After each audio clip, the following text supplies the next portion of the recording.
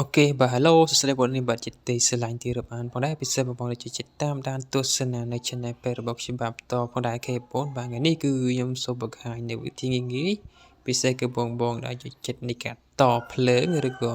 វិធីសាស្ត្រក្នុងការបាទយើងតភ្លើងងាយៗកុំឲ្យខុសណាពេលខ្លះបើសិនជាយើងតខុសវាអាចធ្វើឲ្យមានថាហានិភ័យឬក៏អាចបង្កឲ្យមានការឆក់នៅថ្ងៃមុខបាទយើងគេស្រាប់បើសិនយើងយកវាមករុំយើងអត់បានអញ្ចឹងយើងត្រូវការកាត់វាហើយយើងចាប់ផ្ដើមឈូសវាឲ្យជួយឲ្យវែងមកដើម្បីយើងងាយរុំបាទយើងជួយឲ្យវែងមកយើងយកវារុំឲ្យវែងបើសិនយើងរុំខ្លីពេកវាធ្វើឲ្យរបូតមកបាទនេះបាទគេពុតវាមកបាទហើយគេចាប់ផ្ដើមបាទសួរឲ្យចំកដាលហ្នឹងមកបាទហើយគេយកចុងអ្វីនោះសួរឲ្យចូលវិញអញ្ចឹងគឺវាអត់របូតទេបងប្អូននេះទាញមកងាយងាយបងបាទហើយយកទៅកាប់មកកាប់ឲ្យរៀងជើមកគេចាប់ផ្ដើមរុំមកបាទនេះបងបាទហើយយកអានឹងមករុំគឺអត់របូតបើសិនយើងធ្វើដោយអាមុនហ្នឹងគឺមានថាវាងាយក្នុងការរបូតមែនទេបាទហើយនេះគឺជាវិធីសាស្ត្រមួយងាយៗពេលខ្លះបើសិនយើងមិនដឹងក៏វាអាចធ្វើឲ្យមានហានិភ័យទៅថ្ងៃក្រោយណាបាទពួកភ្លើងมันមានជារឿងមួយដែលលេងតែបានកាលណាបើខុសទេគឺពិបាកបងបាទនេះបងបាទស្អាតមែនទេហើយយកកស៊ូមកហើយយើងដាក់កម្ដៅតិចមករុំបានស្អាតបងបាទអត់មានហានិភ័យ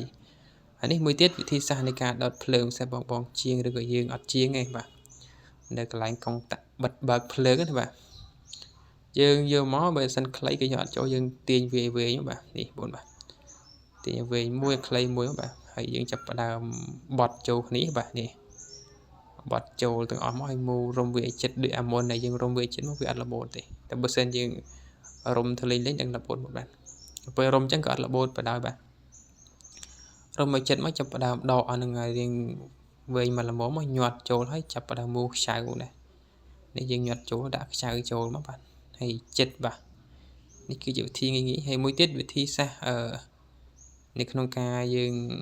តខ្សែភ្លើងប្រភេទសរសៃបាទនេះបងបាទយើងរុំបែបនេះក៏បានបាទឬយើងដាក់ឲ្យចូលកដាលមកក៏បានដែរបាទតាមជំនាញរបស់យើងណាបាទដើម្បីឲ្យវាសុវត្ថិភាពក្នុងការប្រើបាទនេះយើងរុំចុះឡើងហើយយើងមូចុះឡើងបងបាទតាមជាក់ស្ដែងមូឲ្យវាណែនមកបាទបើយើងមូឲ្យណែនហើយវាមានហានិភ័យទៅថ្ងៃក្រោយបាទមូឲ្យណែនមកបាទហើយយើងយកស្គុតមករុំឬក៏យក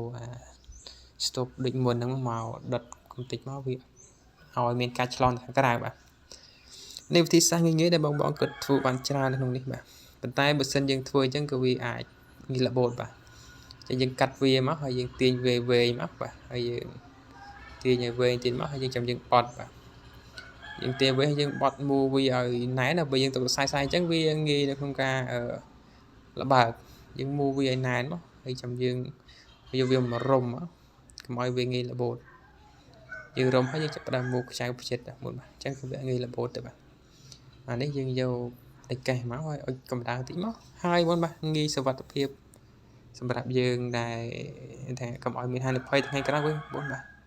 អូខេបងសម្រាប់វីដេអូនេះសូមមានតែប៉ុណ្ណឹងបងជួបគ្នាវីដេអូក្រោយបងដែរហើយបងដល់ពេញចិត្តឬក៏ចង់បានទស្សនាវីដេអូថ្មីៗកុំភ្លេចធ្វើការ follow និងការ share channel អ្នកមួយដើម្បីទស្សនានៅវីដេអូថ្មីៗទាំងអស់នេះបាទអូខេអរគុណច្រើនបងបាយបាយជួបគ្នានៅវីដេអូក្រោយបងដែរបាទ